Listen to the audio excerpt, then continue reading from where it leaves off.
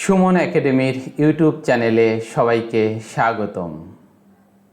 এবার আমরা অধ্যায় 5-এর 90 পৃষ্ঠার 14 নং প্রশ্নের আলোকে একটি যোগ্যতা ভিত্তিক প্রশ্ন আলোচনা করব। অঙ্কটিতে বলা হয়েছে একটি আয়তাকার জমির প্রস্থ 4.75 মিটার, দৈর্ঘ্য 12.8 মিটার। জমিটির ক্ষেত্রফল কত? আমরা জানি ক্ষেত্রফল নির্ণয়ের সূত্র কি? দৈর্ঘ্য গুণ প্রস্থ। তার মানে জমির প্রস্থ আর দৈর্ঘ্য গুণ করে দিলেই ক্ষেত্রফল বের হয়ে যাবে। চলো আমরা অঙ্কটি করে ফেলি। আমরা জানি আয়তাকার জমির প্রস্থ 4.75 মিটার এবং দৈর্ঘ্য 12.8 মিটার।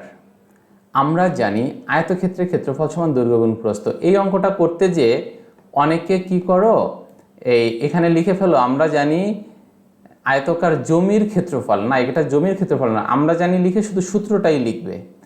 এরপরে সুতরাং দিয়ে লিখবে সুতরাং জমিটির ক্ষেত্রফল সমান, এই দৈর্ঘ্য আগে লিখলে এখানে আগে দৈর্ঘ্য লিখবে 12.8 গুণ 4.75, অর্থাৎ 12.8 আর 4.75 গুণ করলেই ক্ষেত্রফল বের হয়ে যায়। আমরা এখানে গুণটা করেছি, দেখো 12.8 4.75 গুণ, এখানে গুণ করার পরে হয়েছে 60,800। এরপরে হিসাব হলো 1 ঘর 2 ঘর 3 ঘর বামে দশমিক, 1 2 3 ঘর বামে দশমিক দিয়ে দিব। তাহলে কত হয়? 60.800, শেষে 00 ডানে সর্বডানে শূন্য থাকলে দেওয়া লাগে না, 60.8, অর্থাৎ জমিটির ক্ষেত্রফল 60.8 বর্গ মিটার। আশা করি বুঝতে পেরেছো। এখন খ নঙে বলেছে যদি জমিটির প্রস্থ 6.75 মিটার হয় তবে ক্ষেত্রফল কত বর্গ মিটার?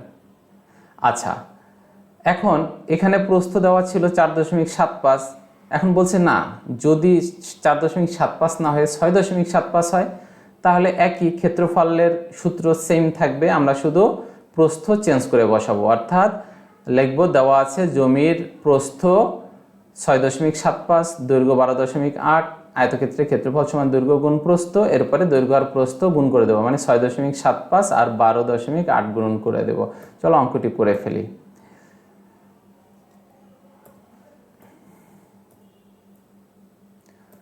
অর্থাৎ আয়তাকার জমির দৈর্ঘ্য 12.85, জমিটির প্রস্থ 6.75, 6.75 কেন এখানে বলে দিছে যদি 6.75 হয়।